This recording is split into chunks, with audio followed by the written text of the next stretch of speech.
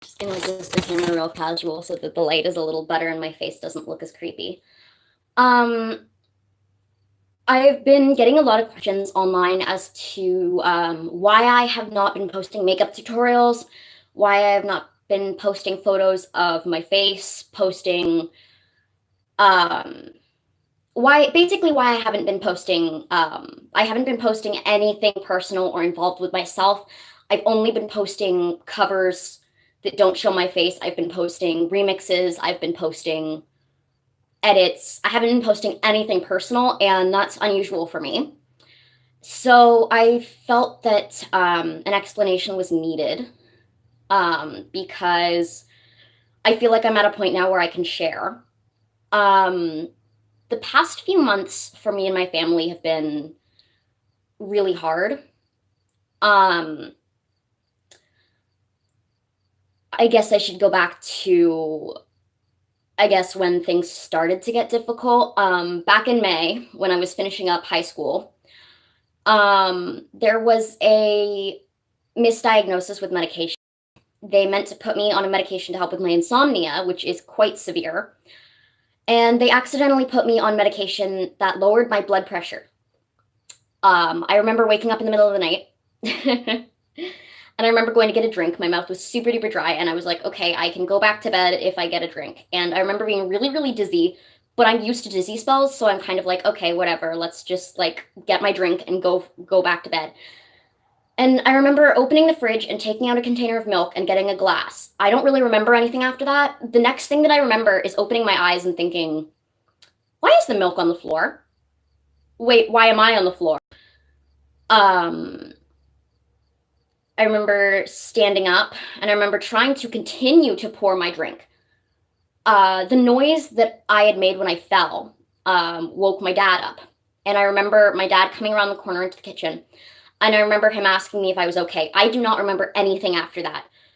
My dad says that I turned my whole body and I looked at him and I said, I'm okay, I'm fine, I just fainted. And then my eyes went completely blank and I collapsed. The next thing that I remember is I don't know how long I was out. I have no idea how long I was out for. I remember my dad screaming my name, trying to wake me up, and I remember him crying, and I remember being on the floor in his arms. And the rest of that night is a blur. Basically, we found out that when the medication lowered my blood pressure to the point where I fainted twice, and I hit my head off the kitchen floor, which is tile, and I ended up, it was maybe 11 o'clock at night. I ended up in the emerge until 2 a.m. They told me it was the medication. They did some blood work. They did not, however, check for a concussion because at that point I just wanted to go home. They just wanted to get me home. They told me bed rest for a few days, whatever. The next day was really off. My boyfriend was visiting me, and like literally there was a point where he had to carry me up the stairs because I couldn't stand on my own. I was supposed to go back to school the next day, and I ended up missing the bus because I threw up and almost passed out. My mom and dad were already at work, so I had to wait until they got home. My mom took me to the emerge. I spent another 5 hours in the emerge, and then they finally told me, yes, you have 2 severe concussions. I'm putting you on bed rest for 2 weeks. And if after that point you do not feel like you can go back, we are getting you out of the last month of school, which would have been great any other time, except for the fact that this was the last month of grade 12, and I needed to be there. But I couldn't be. I physically could not get out of bed for like 2 weeks. I was a mess. They told me, I couldn't go anywhere. I had to avoid direct sunlight. I had to avoid screens. I kept my phone on low brightness, and I texted my boyfriend, and I didn't really have contact with the outside world. My boyfriend Simon would come and visit me on weekends, and that was the best we could do. I was able to go to prom. I was able to go to grad, but both of those situations ended with me having migraines at the end of the night and being extremely uncomfortable. I am still feeling symptoms of concussion 4 months later. I shouldn't be, but I am. But they said that was pretty normal because I hit my head twice. Once here from my first fall and once at the back of my head. If I had hit it, I think 3 inches lower, there was a chance I could have broken my neck, which is a scary thing to think about. So I basically couldn't do anything for 2, 3 months. In that time, I lost a lot of friends because I was unable to do certain things and I was unable to basically fulfill what they considered to be friendship needs. But I ended up with, God, every time I have a dizzy spell now, I almost panic because I'm so scared for it to happen again. Over the summer, because I couldn't work, I was not helping with my family's income. And as many people know, my family has always struggled for money. We've always been fortunate, but we've never had a lot. We're solidly lower middle class. And we ended up having renovations in our basement. And at the end of the renovations, my mom told our contractor, basically the contractor fucked us over. He took more money from us than he said it was going to be a month before. We ended up having to sell our truck, 2 of our motorcycles, and we almost had to go into my college fund. To make matters worse, there were other financial demands. I'm not going to go into detail on those because they involve people who I do not wish to call out publicly. I don't want to cause any problems. So basically, we ended up a financial train wreck. My parents were fighting, and I was a great big mess because we had no money. I could not work, and I felt like I had lost a lot of friends. And it was really hard for a really long time. I finally have a job, thank God. I'm finally able to work, which is awesome. I'm taking a gap year. I'm not going straight to college because the guidance counselor at my school fucked me over, which is awesome. Also, my family has suffered 2 very close losses within the last month. A few weeks ago, maybe 3 weeks ago, I think, my mom got a call from her best friend from high school. I call her Auntie Lisa, saying that my dad's basically my dad's best friend all the way through high school, and the best man at my parents' wedding had passed away very suddenly, brain cancer. My parents went into Toronto for the funeral, and I stayed home. It was really worrying to see my dad like that because my dad carries a lot of guilt about his relationship with his best friend.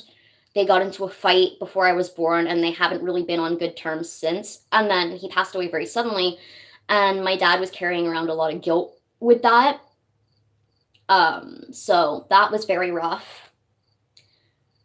My parents got home, and 4 days later, my dog Charger had a seizure. When my dad and I were not home, it was just my mom. My neighbors saw what happened and ran over to help my mom. She called me and my dad and basically said, "You need to come home. Charger is having a seizure and I don't know what to do." We got home. I have never heard a dog make that noise before. And it was terrifying. And he was yelping, and he was in so much pain, you could tell.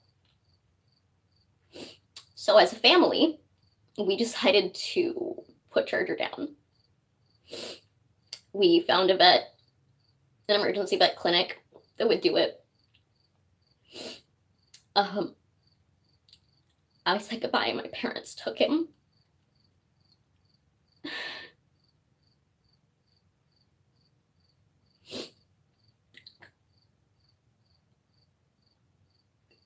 This dog was one of the best friends I could ever ask for. And, for months, I'd been prepping myself. My other dog, Heidi, she's 11. German Shepherds, the oldest German Shepherd, I think, was 15. I was prepping myself for Heidi. Or my grandmother. Charger was 9. We're thinking it was brain cancer. But it was probably one of the hardest decisions my family has ever had to make. And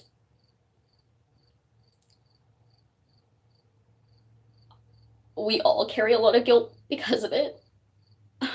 But we couldn't watch him suffer. He didn't look like himself by the end of it. He was losing hair, and his eyes were red, and he was having a seizure. He was literally doing the granny shake thing on our floor, and we were trying to keep him from hitting his head, and it was just... It's an image that will probably haunt me for the rest of my life. And my family and I are all trying to cope, but it's not getting any easier. And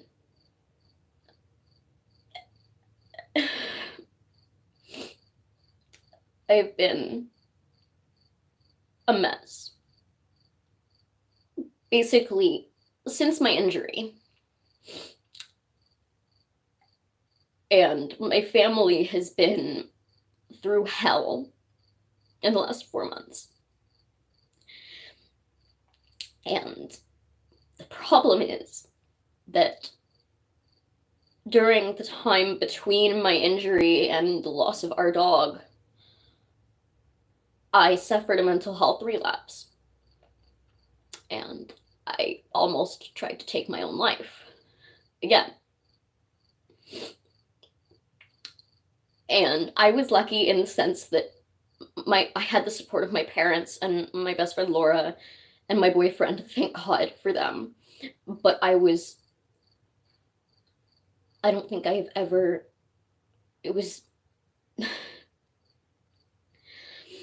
and then I started getting all of these problems. People who didn't know what was going on in my home. It shouldn't matter what's going on in someone's house. You should never treat anyone the way that I've been treated online and by people. But especially with what's been going on, I've been reluctant to share, because every time that I share something personal, something that is a weak point, instead of getting supportive messages online, I get people using my weakness as a chance to hurt me. And that's part of the reason I've been so reluctant to share all of this stuff, because I don't want to get hurt again. And I don't want to lose any more friends than I already have. And I've been trying to keep myself together. And for the most part, it's been okay. The last 2 weeks, I've tried to keep myself busy, because our loss of Charger is very recent. And I have tried to keep myself busy, and I've tried to surround myself with people who love me and care about me, and for the most part that has worked. But now, instead of the support that I desperately need, I've been getting people talking behind my back and using things that have happened that I have done in the last few months because of this stupid head injury. And I've had people using it against me. I hit my head, I could have died. And it's almost like the second that you do something inconvenient to somebody, they forget everything that is going on in your life, and they instantly see you as the bad guy. And I'm not blaming anybody for my issues, but myself, for fate. But what I am asking for now is for people to be understanding that my parents and I are grieving for many losses, and that I am still not fully recovered from this relapse or my head injury. I am trying to keep myself stable, and I am trying to keep myself in a position where if something goes wrong, I have the support that I need. And I am asking from the bottom of my heart, please try and understand that what I am going through is not easy. And I would like to ask that anybody who has any grudges against me can refrain from dealing with these grudges, at least publicly, until I am recovered, because every time I get a message, every time I get hate, it makes things harder and harder, and I have to give my mom my medication bottles so that I'm not tempted. And I have to tell my friends to keep an eye on me, and I have to do all of this stuff that shouldn't be necessary, but it is. And I want to thank my parents, my mother especially, my boyfriend, who has saved my life in more ways than one. And I will be forever grateful. And my best friends, Dev, Laura, Sky, Abby, everybody, Brooke, I want to thank you guys for being here for me and for understanding that certain things in my life are out of my control right now. And I want to thank everybody who took the time to watch. Please try to understand what's happening. I don't expect it to be easy, but I'm trying. And I think that should be enough.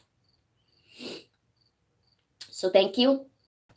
I love you guys, and thank you so much for your support. I love you guys.